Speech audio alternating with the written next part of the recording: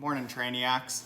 Guess who figured out that we have access to water right here in our very own house and jumped in while I was swimming.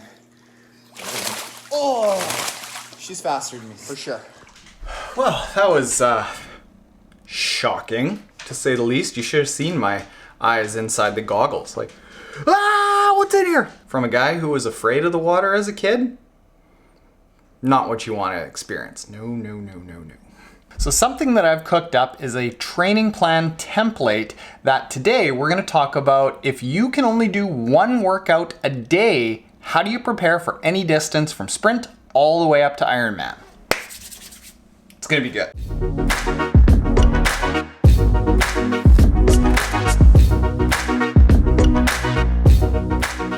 All right, Trainiacs, what I want to share with you is sort of the breakdown of what I've put together for athletes on Team Trainiac. And how we've set this up is on Team Trainiac, you dictate how many workouts you want to do.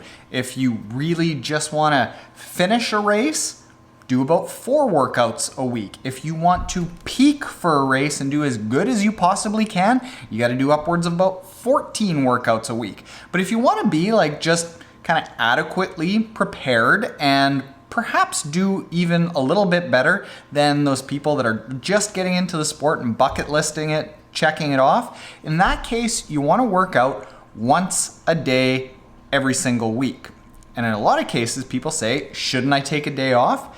In what we've set up, this will actually not have you taking any days off, but it's going to help you recover actually faster than if you'd taken a day off. So I want to share this with you. I'm going to show you the breakdown of what happens if you do one workout a week and how you change that workout, whether you need to focus more on the swim, on the bike, or on the run.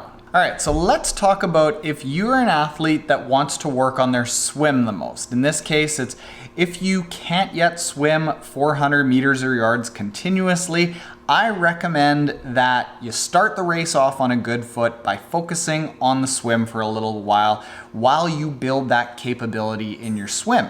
So in that case, what I'd recommend is a breakdown of a week where you have 3 swims. So this is the swim-focused athlete here, and you've got a recovery swim on Monday, your main swim, this is going to be your longer swim on a Wednesday, and a technique-focused swim on a Friday.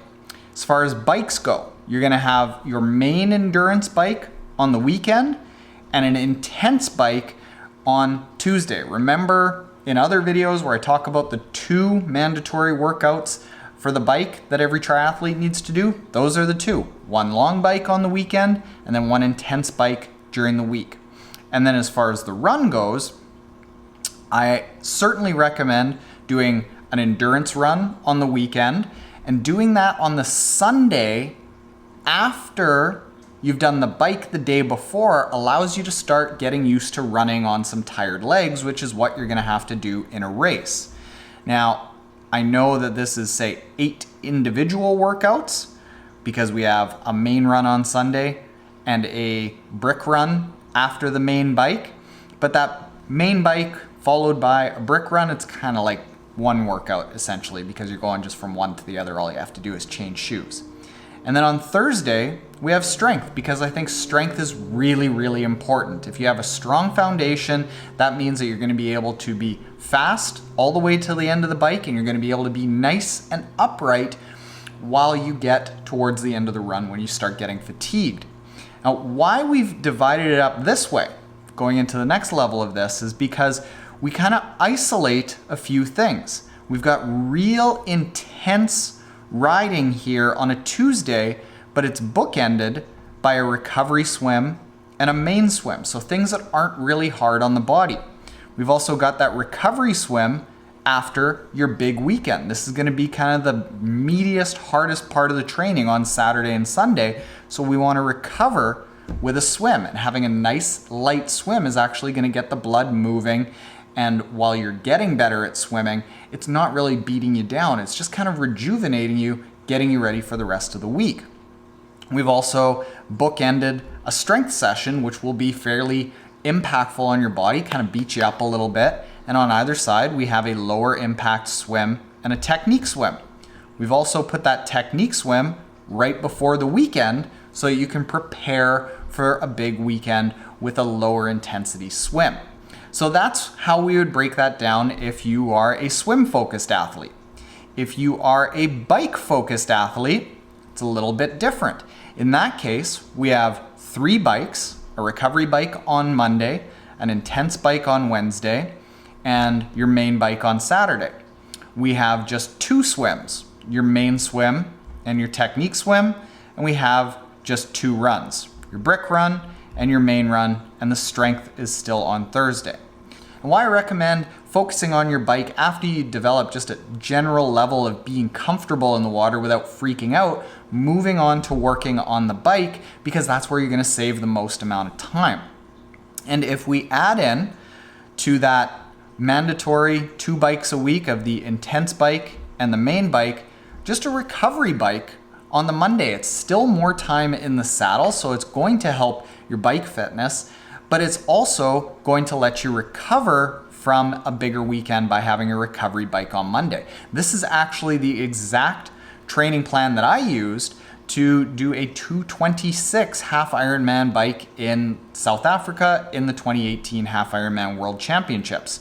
It was just 3 bikes a week, and one of those bikes was just a 1-hour recovery bike. As far as the swim goes, we nix the recovery swim and just focus on a main swim and a technique swim. But what we've tried to do is bookend some things with a little bit of rejuvenation. So we've got a lighter day on Monday to recover from the weekend and set yourself up for a nice week. We've got just a lighter technique swim on Friday to recover from the week and set yourself up for a good weekend.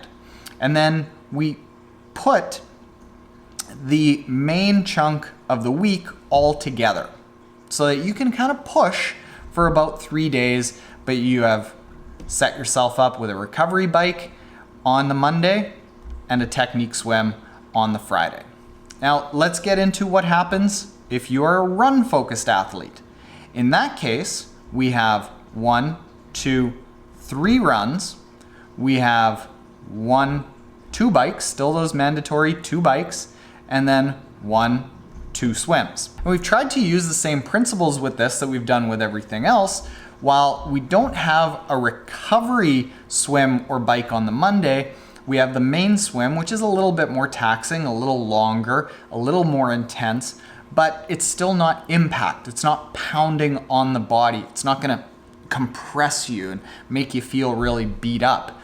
Now, we also then have the intense bike, the intense run, and the strength clustered together in a matter of 3 days, and we give ourselves a lighter technique swim on the Friday to set ourselves up for a big weekend. And like we've done with all of them, we do a main bike, a nice long endurance bike, followed by a shorter brick run and a main run the day after, so that we can build the ability in our legs to be able to run tired, because we're gonna run tired in a race. Now, how important is this? Well, really important. When you start looking into the data,